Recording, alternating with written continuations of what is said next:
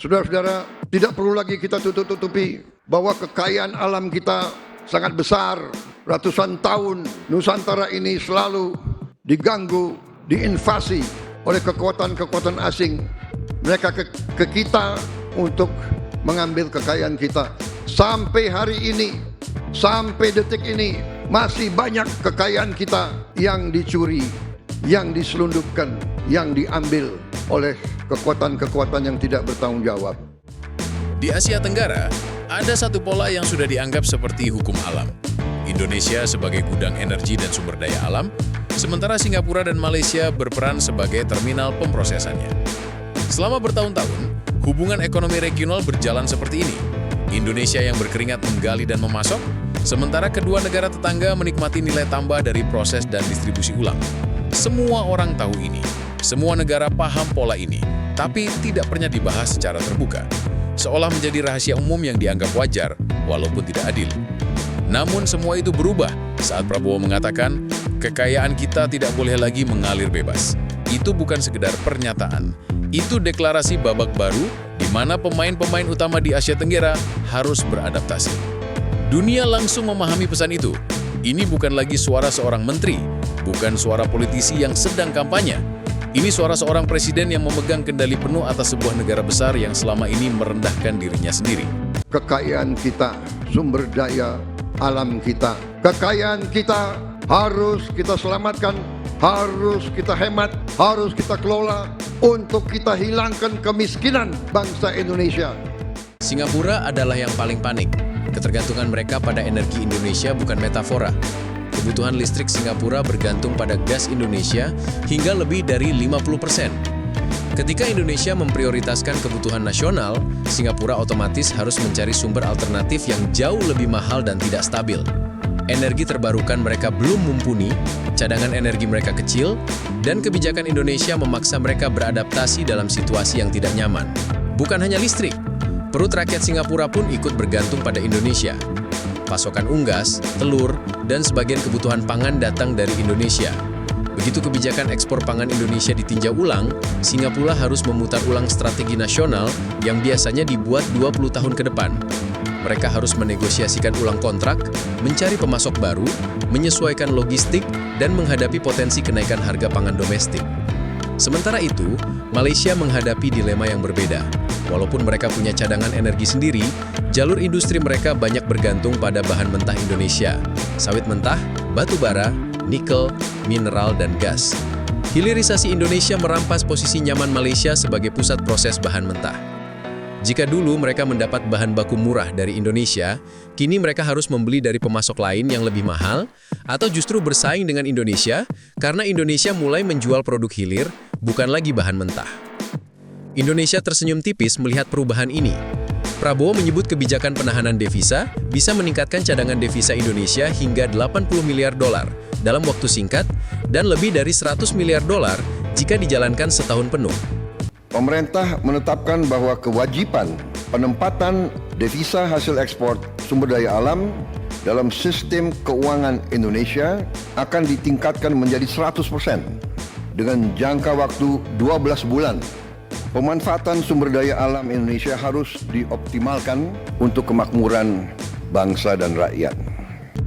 Hilirisasi pun sudah menunjukkan hasil konkret.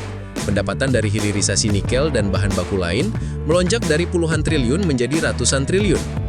Indonesia mulai memproduksi stainless steel, baterai kendaraan listrik, komponen energi hijau, dan produk olahan sawit yang jauh lebih bernilai. Media asing yang biasanya hanya membahas Indonesia ketika ada bencana atau pemilu, kini mulai melirik dengan wajah serius.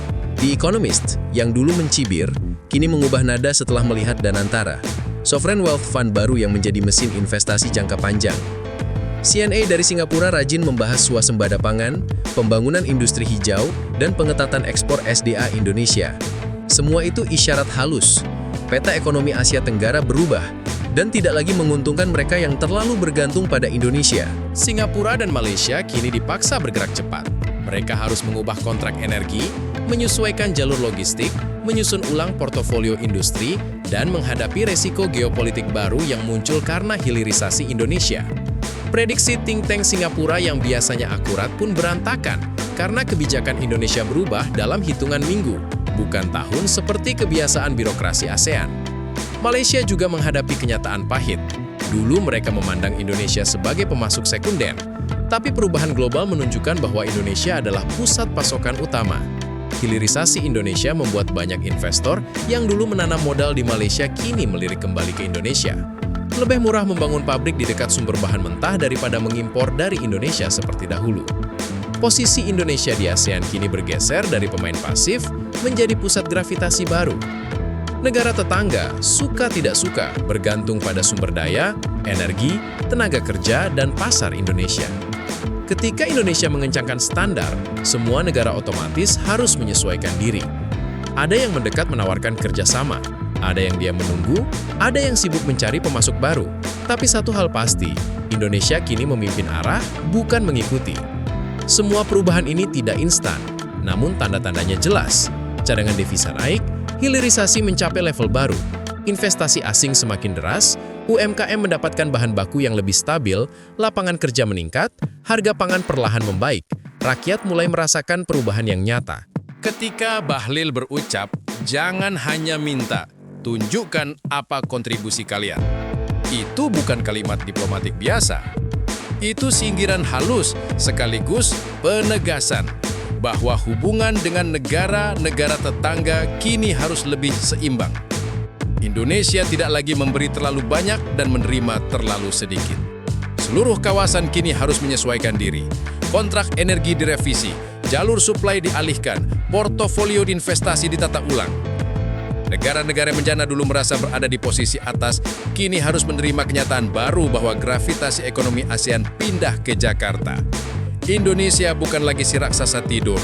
Indonesia adalah raksasa yang bangun sambil membawa palu godam. Singapura mulai menghitung ulang rencana 5 tahunannya. Malaysia mulai menyusun strategi darurat industri. Negara-negara ASEAN lainnya melihat Indonesia sebagai pusat baru kekuatan ekonomi. Dunia pun kini melihat Indonesia bukan sebagai negara potensial, tapi sebagai negara strategis. Status strategis ini sangat berbeda. Potensial berarti mungkin berguna. Strategis berarti kalau hilang, dunia ikut terguncang. Kesimpulannya sederhana namun besar. Indonesia sudah berubah. Kebijakan Prabowo mengguncang kawasan, membuat Singapura kelabakan dan Malaysia gelisah. Investor ASEAN mengubah arah karena Indonesia kini menjadi pusat kekuatan baru. Asia Tenggara tidak lagi bisa mengandalkan peta lama. Indonesia bukan lagi pemasok murah, tetapi penentu harga. Dan yang paling penting, Indonesia kini menentukan masa depannya sendiri.